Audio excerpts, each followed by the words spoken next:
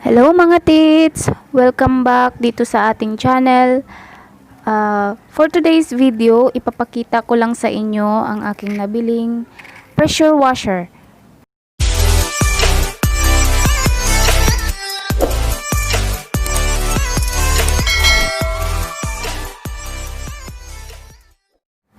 Nabili ko pala siya sa Lazada ng 2,989. Very useful siya sa amin guys dahil ang dami niyang pwedeng paggamitan. Ginagamit ko siya ng pampalinis ng aming sasakyan.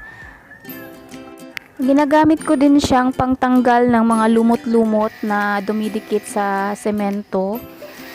Talagang nakakalinis siya mga tips. Ang ayaw ko lang sa kanya ay medyo maingay yung motor niya pag umaandar, pero yun lang naman. Dati kasi takot akong mag-order sa Lazada dahil baka pagdating ng item sa akin hindi gumagana, pero okay naman siya at gustong gusto ko talaga dahil nagagamit ko talaga siya. Ginagamit din namin siya pag naglilinis kami ng aircon.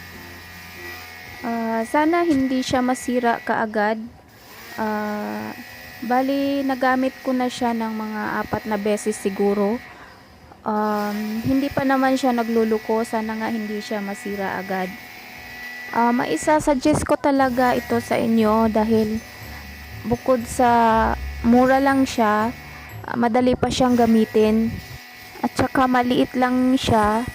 Pwede mo siya mabitbit kahit saan.